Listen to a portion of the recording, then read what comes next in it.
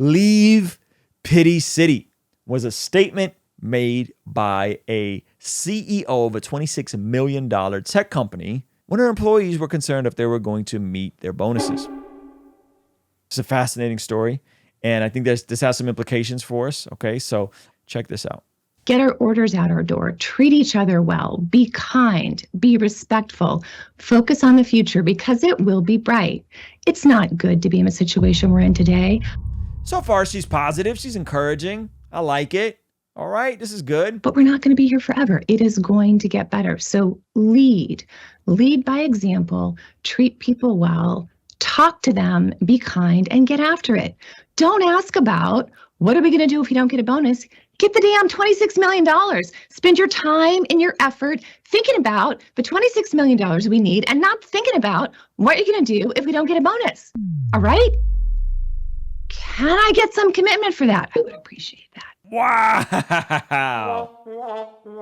I had an old boss who said to me one time, you can visit Pity City, but you can't live there. So people, leave Pity City. Let's get it done. Holy moly. Now, this same lady, she says, one boss is learning the hard way on how to give a pep talk. Andy Owen, CEO of Office Furniture Millerknoll, was asked in a recent video town hall about how workers should stay motivated if they don't get a bonus. Fair question, I think. Work towards a bonus. We actually have a bonus incentive here, believe it or not.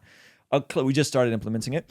A clip of the video began circulating this week, sparking backlash on social media. Owen's reply began with a calm encouragement to staff to focus on things you control. Now, the most ironic part about this is that she took out, I believe, a seven-figure bonus herself.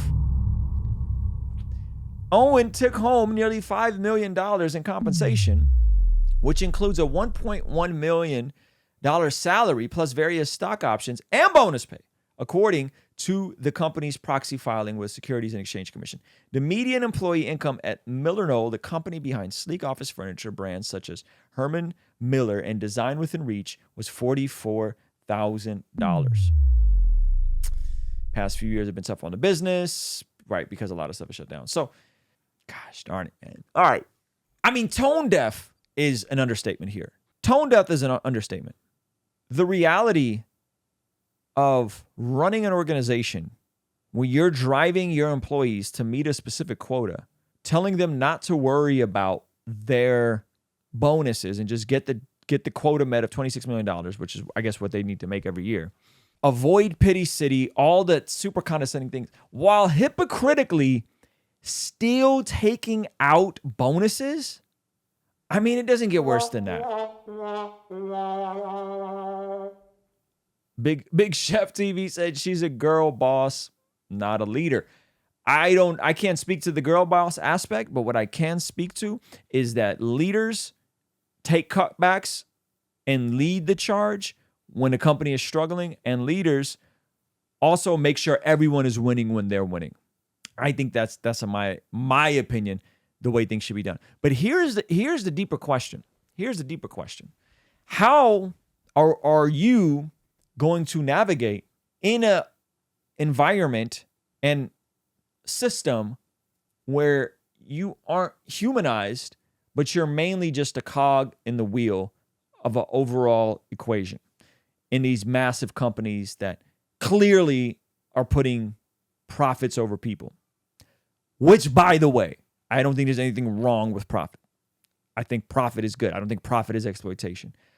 I just tend to think that if you're building a team and an organization, that when the organization profits, when the people profit, when the organization profits, when the boss profits, the people should profit. Everyone should be taken care of. We should all be winning. Now, obviously, there's going to be a spectrum of responsibilities and who's doing what, but this top-down model where the CEO, is making $5 million out of a $25 million set, which is 25%, 20% of what they're generating, and then the average pay is $46,000, and you're being condescending and demeaning, I think it's just gross. But this is why we always preach, and I say preach intentionally, develop a scarce skill set. Make yourself an asset and not a liability. Go above and beyond to work in a way where you add more value, not so that you can stay for a toxic company like this, so that you can have options to maneuver and shift and pivot if you're ever in a meeting like this, which, by the way, I don't think these types of attitudes are that uncommon. I think you always want to be in a situation where you have a skill set that can make room for you to pivot, to maneuver, to maybe go work at a smaller company with more upside. You see what I mean?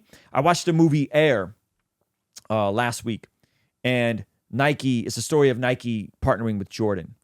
And one of the things that Nike was able to do that a lot of these other companies weren't able to do is they were able to give him his own shoe and offer him his own shoe with his own logo.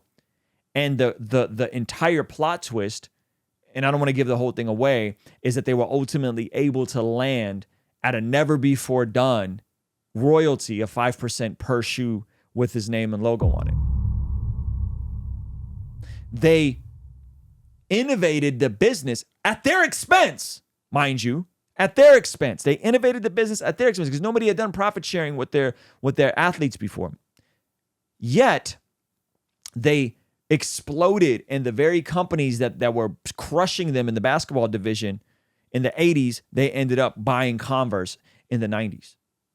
It's because they were willing to, one, innovate, two, create incentive packages that were beneficial, three, they were willing to do things that hadn't been done, right? So they're innovating, they're compensating people in a way that hadn't been done. And why? Because they were a smaller company that had the ability to maneuver. They weren't the biggest company. They were a smaller company. And sometimes when you have a unique skill set, you may be better off working for a smaller company that's still growing, that maybe isn't as stable or secure, because what does that even mean anymore, than you would going and working for the Amazon or the Google or the Apple or the whoever, because you have more flexibility, you have more incentive, building something up, equity in something. And so I want you guys to be thinking about these things. I want you guys to be thinking about, what kind of skill sets are you building? Are you an asset? Can you generate more value? Because, and by the way, even if you generate more value at a company that doesn't care about you, at the very least, you're developing a more scarce skill set, which will eventually allow you to pivot and take a different opportunity, where maybe you may even need to take more of a risk, but the upside is bigger. You see what I mean? And all of this is intrinsically connected with the type of society that we're in now. And ultimately going from how do you go from being in the bottom 80 to the top 20? Getting into the middle class is easier now than ever before. It's rather simple.